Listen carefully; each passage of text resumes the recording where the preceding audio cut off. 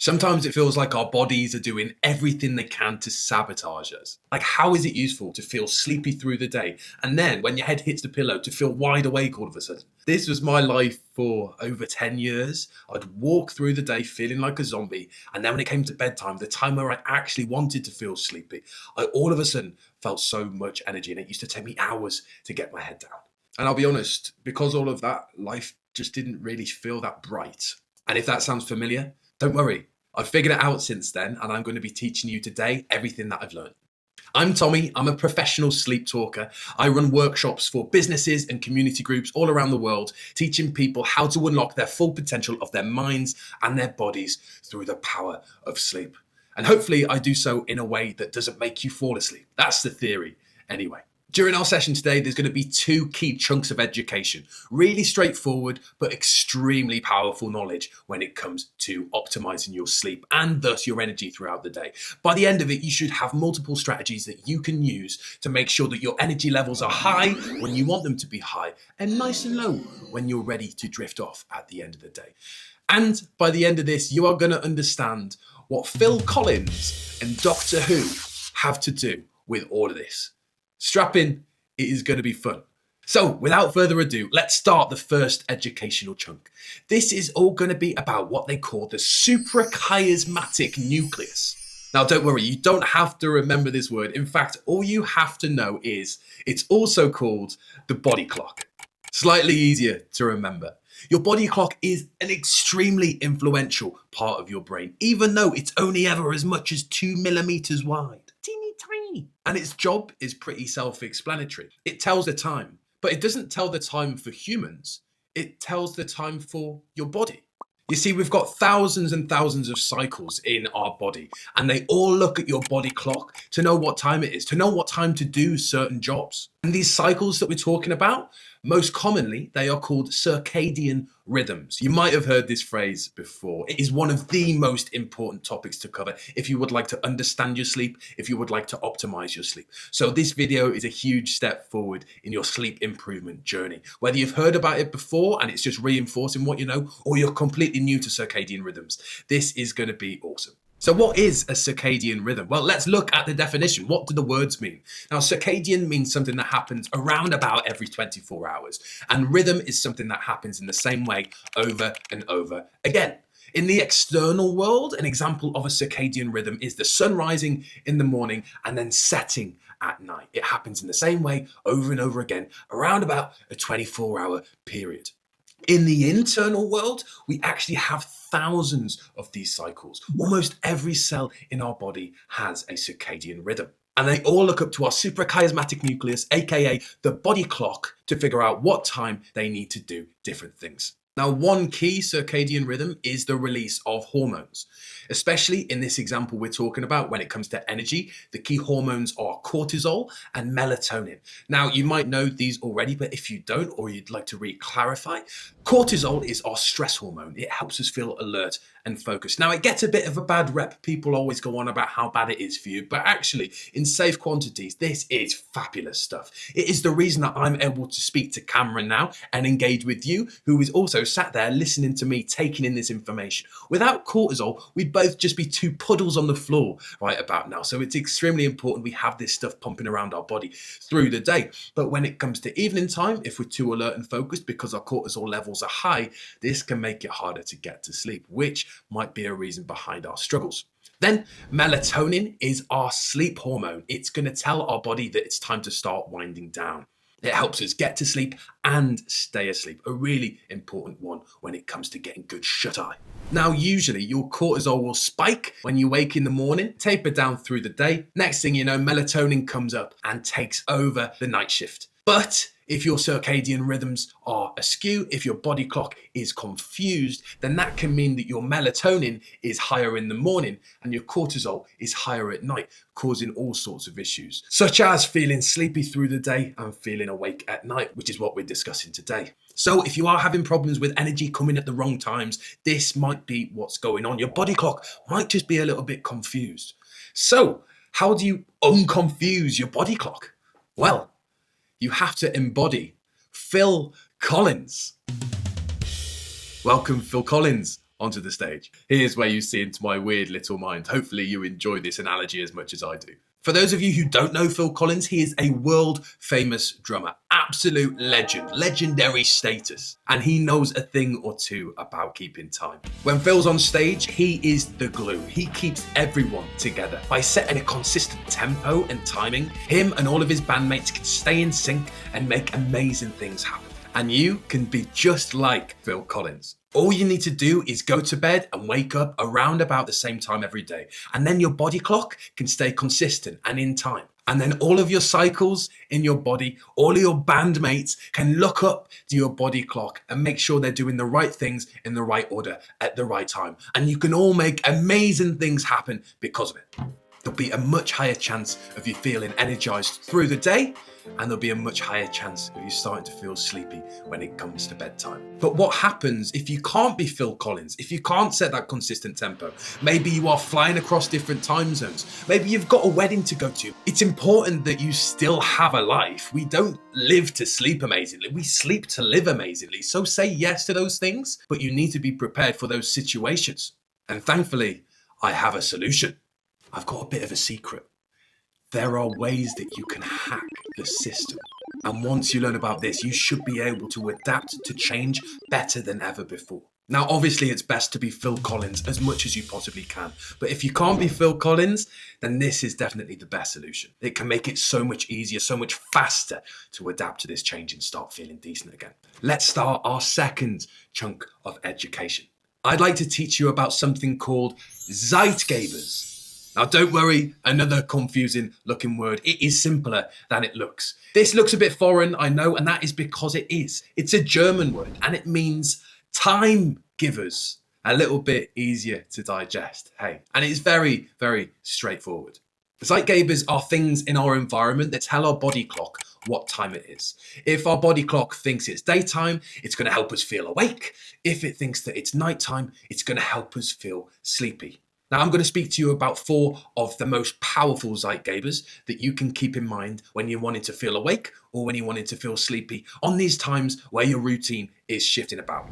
Zeitgeber number 1, socializing.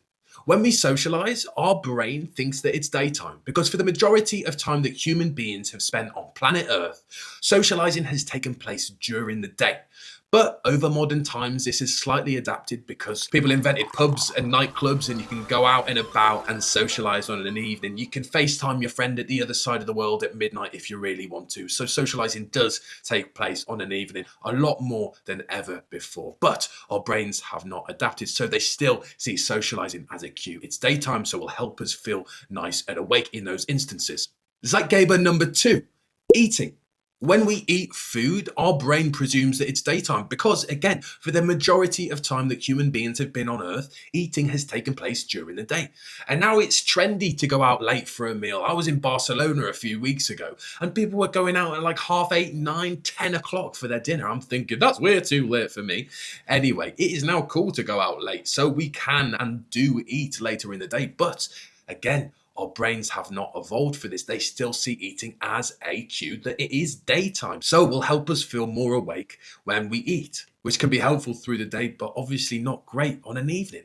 Zeitgeber number 3, exercise. For the majority of the time that human beings have been on planet Earth, exercising has taken place during the day, especially when it was unsafe out there on an evening. We obviously wouldn't want to be exercising. We'd be away hiding in a cave somewhere when night fell. Anyway, since then, the world has got a lot safer, hasn't it? We can go out for a run on an evening and it's not a problem. People end up on dance floors till 3, 4, 5 o'clock in the morning, and that is common. But unfortunately, our brains have not evolved. They still see exercising as a signal that it's daytime, so it's going to make us feel more alert and focused because it's only trying to help us. And that can end up with us feeling awake at the times that aren't beneficial for us. And finally, Zeitgeber number 4, last but no means least, light. Light is such a powerful Zeitgeber. This is because for millions of years as human beings were evolving, the only time we would ever see bright light or blue light was during the day, when the sun rose and that was bright light and the sky was blue. And then Thomas Edison came along with his bright idea and invented the light bulb. And now 99% of the Western world live under light polluted skies. And most people spend hours on their screens every day, even through into the nighttime. But again, our brains have not evolved quick enough. They still see bright light and blue light as signals that it's daytime. It's going to make us feel more alert and more focused, which isn't great when you want to go to sleep. And out of all of these four, light is Zeitgeber royalty. It is the most powerful by far, because we've always been able to socialize at night if we really wanted to. We've always been able to eat at night.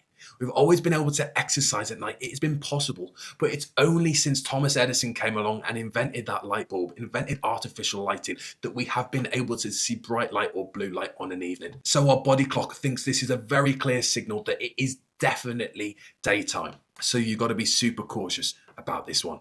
Do you know why people say to stay away from phones at night now? This absolutely blew my head off when I first learned about it. I was like, that's why they were on about that. What a silly sausage for scrolling on TikTok till 3 o'clock in the morning all the time. That was my worst. Have you ever got to the point where that person comes up and they're like, yeah, you should go to bed now? Yeah, I thought, nah, never mind. I'm going to carry on scrolling. Anyway, sorry, this has got a bit off topic quite quickly. Sorry. So through the day, socializing, eating, exercise, light, these are all things that tell our body clock that it's daytime. And when it comes to nighttime, don't worry, you don't have to learn about any more. All you need to know is when it comes to nighttime, our brain presumes that these are just going to disappear. So there's not going to be as much socializing. You're not going to be eating. You're not going to be exercising, and that you'll be away from light. And just the clear absence of these Zeitgebers tells your body clock that it's time to start winding down.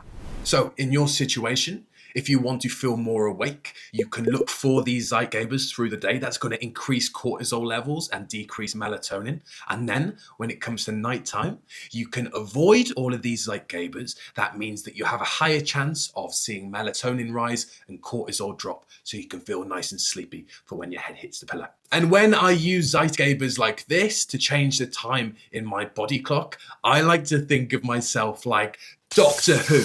Now, for any of you who don't know who Doctor Who is, first of all, get to know. But you Brits out there should know. Anyone else, I'm not really sure if it's big in other countries. Basically, there's this chap who can travel thousands of years in time. Now, unfortunately, I can't teach you how to travel thousands of years through time using Zeitgebers. Otherwise, they'd be paying me a hell of a lot more money to do what I'm doing. But we can shift across that 24-hour period to help you feel energized and to help you feel sleepy at the times that you want. Now, most people take one day to adapt to a 1 hour change in their sleep schedule. For example, if on the weekend you stay out 3 hours later and then you have a 3 hour lie-in the next day, that's a 3 hour shift. 1 hour per day to recover. So you're not going to be fully recovered till Wednesday, which makes a load of sense, right? I spent years waking up on a Monday morning feeling absolutely horrendous. And I'm presuming a large contributor to that is me shifting around my schedule and making this out of sync. But don't fret. By being Doctor Who and hacking the system a little bit and manipulating the time that this thinks it is, you can make that whole process of shifting schedule a lot faster. So yeah, it might not take you 3 days to recover from 3 hours. You might be able to do it in a day and a half. Such an estimate, but you know, you can do it a lot quicker. Anyway, I'll now put on the screen all of the different times that I'd stick to.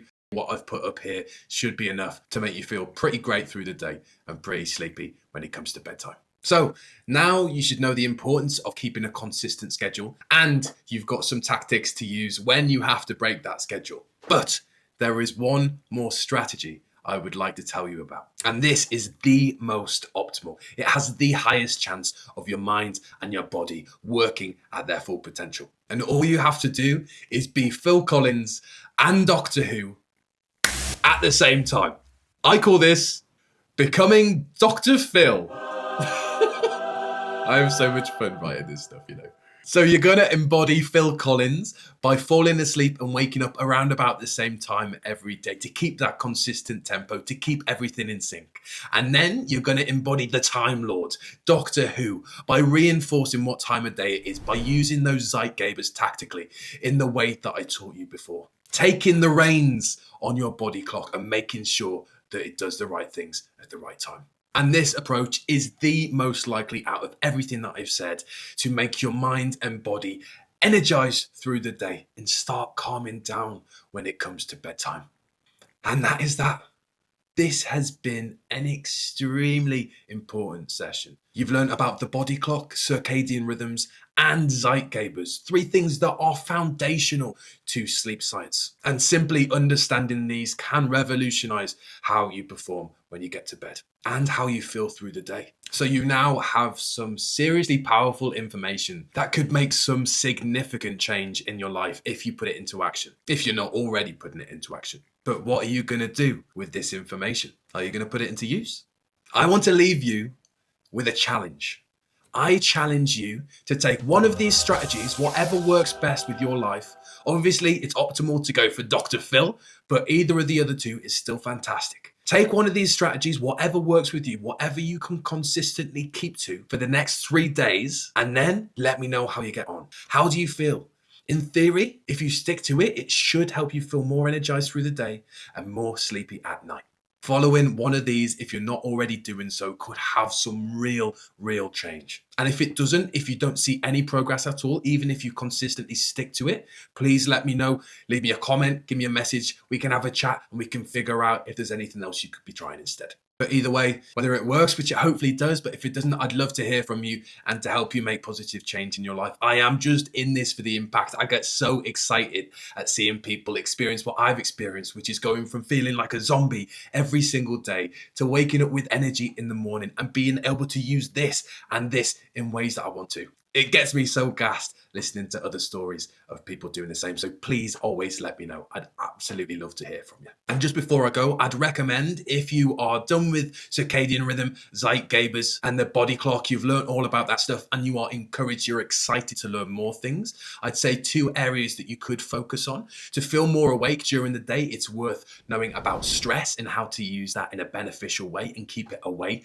from the end of the night. And then also to learn about something called sleep pressure, which is something that gradually helps us feel more sleepy towards the end of the day. If you know about circadian rhythms, sleep pressure, and stress, you can surely find a fantastic energy cycle. So those 3 things are really important to learn if you would like to progress. But today has just been an awesome day. Anyway, I've got videos coming out on stress and sleep pressure. I will put a link in the caption of this so you can go and have a look at those as well. Otherwise, I speak every day on short form social media, so Instagram, TikTok, yada yada. I'll put the link in the caption as well if you want some more bite-sized chunks of education and some silliness along the way. And of course, I mentioned at the start, I run workshops virtually or in person across the world for businesses or community groups. So if you would ever be interested in hearing me yap on to you or your people, I would absolutely love to have a conversation. So that's that. Thank you so much for coming along to this session. It's been an extremely important and a huge step forward in your sleep optimization journey. Sweet dreams as always, and I really look forward to seeing you next time.